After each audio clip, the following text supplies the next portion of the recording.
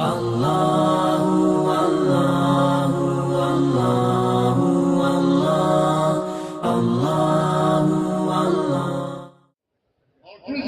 بھی بتا دی کہ میری نیابت کرو گے تو ظاہر ہے کافر کو نیابت کا مستحق نہیں، باغی کو کسی کا نیابت کا مستحق نہیں ہوتا۔ اللہ کو بہت بڑی ذات ہے، ہمارے محترم صاحب نے اپنے باغی کو مدرسے کے مقصد پر بنانے کو تیار کیا نیابت کی۔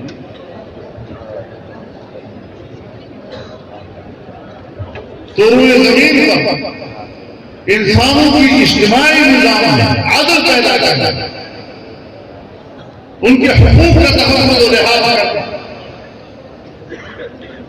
فساد کا خاتمہ کرنا، فساد کی جگہ پر امن برپا کرنا، ظلم کی جگہ پر عدل برپا کرنا، حق تلفی کی جگہ پر داد رسی کا نظام پیدا کرنا، اس کے لیے خلافت کا نظام ہے، اور خلافت اسی کا حق ہوگا جس کے اندر عبدیت ہے۔ اگر عبدیت نہیں ہے تو باغی ہے۔ ہمارے جلسے میں اسٹیج پر ایک صاحب موجود تھے، نماز کا وقت آ گیا، وقفہ ہو گیا نماز کا، جماعت کھڑی ہو گئی، ایک صاحب کان پہ کان ڈالے ہوئے بیٹھا ہے، نماز نہیں پڑھ رہا۔ ساتھی نے مجھ سے پوچھا کہ بھئی جماعت کھڑی ہے، آپ کیوں نماز نہیں پڑھتے؟ تو کہتا ہے میں جمعیت علماء کی اقتصادی نظام کے ساتھ ہوں، عبادات کے ساتھ نہیں۔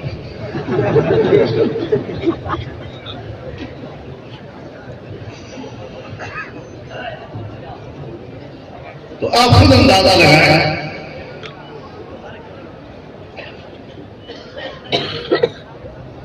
کہ خلافت کی اس عظیم نظام کے لیے سیاست، کیونکہ سیاست نام ہے تدبیر و انتظام، اور تدبیر و انتظام کا ذریعہ عقل ہے، لیکن عقل رہنمائی کہاں سے لے گا؟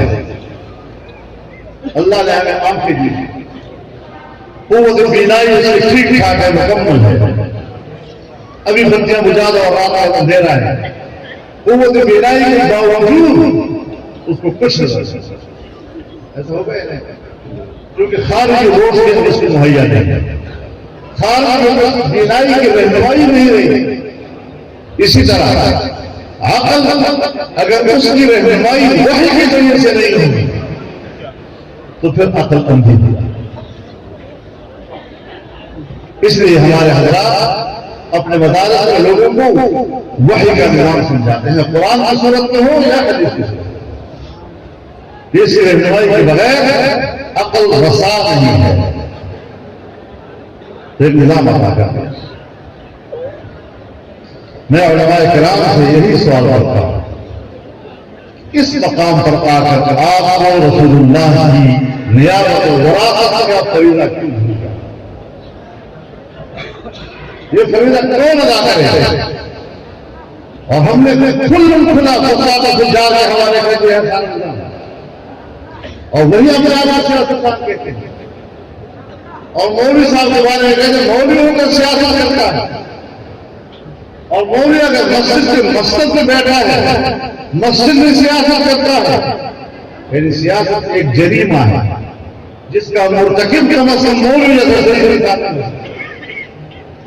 انا للہ و انا الیہ راجعون۔ کیا کہا جائے؟ جناب رسول اللہ صلی اللہ علیہ وسلم کا ارشاد ہے، كانت بنو اسرائیل تسوسهم الانبیاء كلما هلك نبي خلفه آخر ولا نبي بعده وسيكون بعد خلفاء فيقولون کہ بنی اسرائیل کی سیاست انبیاء کیا کرتے تھے، یعنی ان کی اجتماعی زندگی کا تدبیر و انتظام انبیاء کے ہاتھ میں ہوتا تھا، ایک جاتا تھا دوسری کی جگہ لیتا تھا، اور اب میں آخر میرے پاس کوئی نبی نہیں آیا، امت کا سیاسی نظام میرے ہاتھ میں ہے، ہاں میرے نائبین آتے رہے۔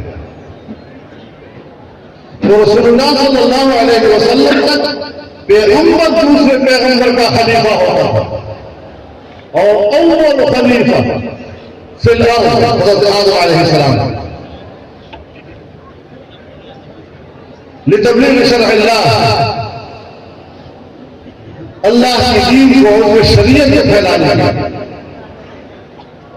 اور اس کے بعد جو آپ کا خلیفہ بنتا رہا اور رسول اللہ صلی اللہ علیہ وسلم کا نبوت تمام آپ کی خلافت چلتی رہی۔ یہ پیغمبر کی خلافت کون سنبھالے گا؟ یہ منصب کون سنبھالے گا؟ یہ فریضہ کون سر انجام دے گا؟ اگر عالم دین یہ سمجھے کہ میں تو حجرے اور مسجد کا ہوں، اور اگر ہمارے پارلیمنٹ کے اندر یہ لوگ کھڑے ہوئے ہیں اور اس ملک میں شریعت نہیں آئے گی، اس کا ذمہ دار کون؟ آپ سمجھتے ہیں کہ قوم آپ کے اعتماد، آپ نے اپنا تعارف کیوں کرایا ہے کہ نماز میں پڑھا سکتا ہوں؟ آپ جب مجھ سے بتائیں گے قوم اعتماد کرتے ہیں۔ روزے کے مسئلے پر آپ پر اعتماد ہے، زکات کے مسئلے پہ آپ پہ اعتماد ہے، طلاق اور نکاح کے مسائل پہ آپ پہ اعتماد ہے، میراث کے مسئلے پر آپ پہ اعتماد ہے۔ جس میدان میں آپ نے عام آدمی کو اعتماد دلایا ہے وہاں وہ آپ پہ اعتماد کر رہا ہے۔ اگر یہاں پر آپ پہ اعتماد نہیں کر رہا تو آپ نے اپنی یہ تصویر پیش کی، اپنا یہ تعارف گرایا ہی نہیں ہے، آپ تو کون کر رہا ہے؟ چند سال قبل ہمارے یہاں ایک سیمینار تھا، شیخ الہند سیمینار، اور اس میں حضرت مولانا ارشد مدنی صاحب دعوت برکاتہ میں عالیہ تشریف لائے تھے، بڑی زبردست تقریر تھی، اور اس میں ایک بات فرمائی، حضرت شیخ الہند رحمہ اللہ کا قول نقل کیا اور فرمایا کہ جو لوگ مسجد کے محراب میں یا مدرسے کے حجرے میں دین کی خدمت کو اپنے لیے ایک کافی سمجھتا ہے، وہ اسلام کا خادم نہیں، وہ اسلام کے دامن پر سیاہ دھبا۔ ہم اس سے صرف اپنے آپ کو شاگرد کرتے ہیں، اپنے مدرسے کے نسبت اس سے صرف حساب کرتے ہیں، اور ہمارے احساسات کے سوارے سے اتنے مردہ ہوتے ہیں کہ امت کے رہنمائی خاص حفاظت کر رہے ہیں۔ 70 سال ہو گئے ہیں ہم یہی کہتے ہیں اسلام کی نہیں۔ میں یہاں پر قریب سے ساحوال کسی جگہ پہ بیٹھا تھا، صحابی حضرات آ گئے، مجھ سے کہتے ہیں حضرت آپ نے اسلامی نظام کے لیے اب تک کیا کیا ہے؟ میں نے کہا آپ کو اب تک کتنا ووٹ دیا؟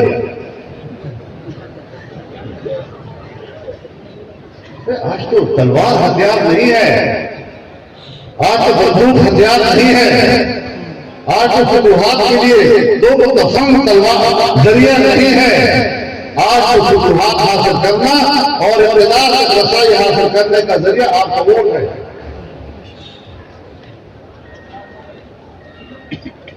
آپ کے قوموں پر آپ کا ووٹ تلوار ہے، آپ کا ووٹ اسلحہ ہے۔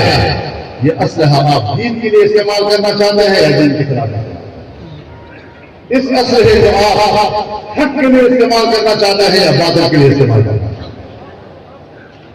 چند علماء اگر اسمبلی میں پہنچ بھی جائیں، انہوں نے تو آگے پیچھے رہ کر کسی نہ کسی طرح تھوڑا اسلام اور دین اور اسلامی جمہوریت کا گھروں پر اس اعتبار سے اپنی ذمہ داریوں کو سمجھنا، جرأت اپنے اندر پیدا کرنا، باتوں سے ٹکراؤ کی طاقت اپنے اندر پیدا کرنی۔ اور آج کے زمانے میں تو وہ ٹکراؤ بھی نہیں ہے کہ بس بندوق ہاتھ میں لو اور یا گزر جاؤ۔ اللہ نے آسان فرما دیا، یسروا ولا تعسروا، اس میں ہمیں آسانیاں پیدا کرو، مشکلات بھی پیدا کرو۔ تو اگر اللہ نے وہ صورت جنگ اور یہ جہاد آسان کر دیا ہے تو بسم اللہ، پھر اس کی کوئی کوتاہی نہیں۔ اور اس محاذ پر جو علماء کام کر رہے ہیں ان کے حوصلہ افزائی، اس محاذ پر جو علماء کام کرتے ہیں اس کے سب سے زیادہ غیبت ہے ہمارے مدرسے جان بھی کھپاتے ہیں، مول بھی نہ آئے. تو اس اعتبار سے اپنے فریضے میں سمجھنا. اور پھر ظاہر ہے کہ ہر میدان کی اپنی ترجیح. آپ تعلیم کے میدان میں آئیں گے تو تعلیم کی اپنی ترجیحات ہیں. پھر تعلیم کی پالیسی موضوع میں مدرسہ دیتا ہے. اس کے سامنے مدرسہ ہے، نظام تعلیم ہے، نصاب ہے، استاد کیسے پڑھا رہا ہے، نصاب پورا کر رہا ہے نہیں پورا کر رہا، یہ اس کی ترجیحات ہے. آپ کارخانہ چلائیں تو جس نوعیت کا کارخانہ ہے اس کے نظام اس کی آپ کی ترجیح ہے. ساری زندگی سوچ بچار تدبیر نظام اسی میں سب ہوگا. لیکن اگر آپ مملکت کو چلاتے تو پھر مملکت کی بھی اپنی ترجیحات. مسجد کی ترجیحات اپنی ہیں، مسجد کے آداب اپنے ہیں، مدرسے کی ترجیحات اپنی ہیں، اس کے آداب اپنے ہیں، دعوت و تبلیغ کی ترجیحات اپنی ہیں. وہ اپنی 6 باتوں کو ترجیح دیتے ہیں اور اسی کو دین کہتے ہیں. لیکن اگر آپ سیاست شرعیہ میں آئیں گے اور خلافت اسلامیہ کی بات کریں گے تو پھر ترجیحات آپ کی 2 باتیں: امن اور خوشحال معیشت. یہ 2 چیزیں آپ کو دیں گے.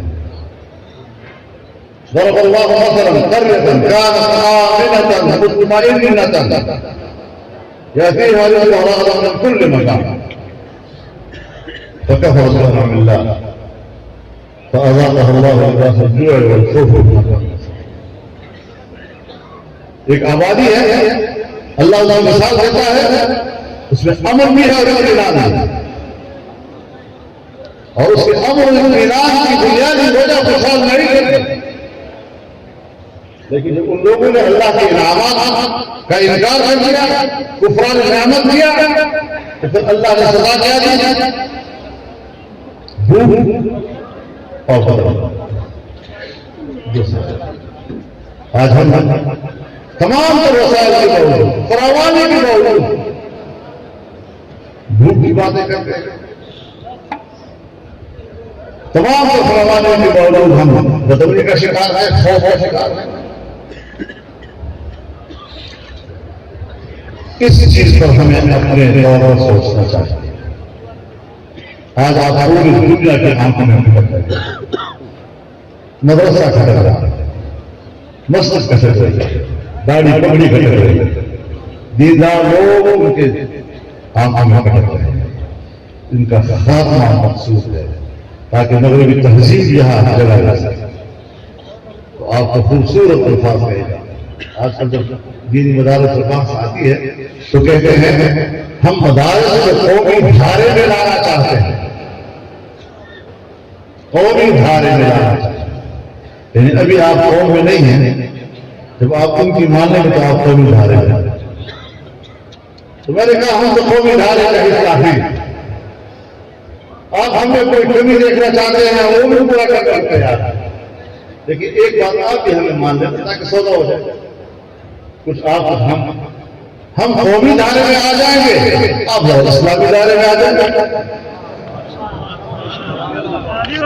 اسلامی دھارے میں آپ آ جائیں، قومی دھارے میں ہم آ جائیں، جھگڑے ختم ہو جائے گا. آپ ہمیں اتنی مرغوب قسم کی دعوت دے رہے ہیں. یہ میری دعوت آپ سے بری کیوں لگ رہی ہے؟ میں بھی تو آپ کو اخروی کامیابی کی فکر کرتا ہوں. میں بھی تو آپ کو خوشحال معیشت دینا چاہتا ہوں. میں بھی تو مثال حقوق کے تحفظ کی بات کر رہا ہوں. میں بھی تو قیام امن کی بات کر رہا ہوں. اور یہ اولیاء کا پیغام ہے.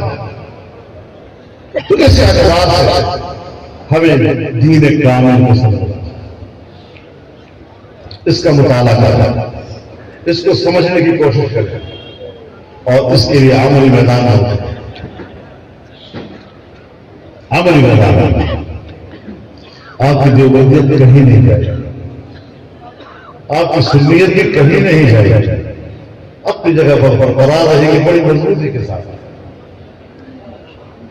لیکن ہم نے اپنی تمام توانائیاں اس عظیم مقاصد کی بجائے چھوٹے چھوٹے اپنے دائرے بنا کر اس پہ توانائی احساس کرتا ہے. اور جذباتی انسان اپنے چھوٹے سے مقصد کو دنیا کا سب سے بڑا مقصد ہے.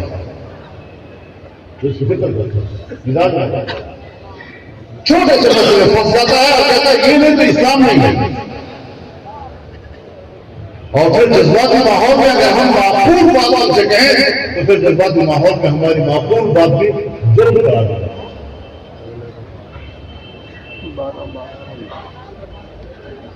آپ مجھے بتائیں کہ اگر میرے حدیث کی صنعت دارالعلوم دیوبند سے گزرتی ہے میں اس نسبت سے اپنی جان چھڑا سکتا ہوں.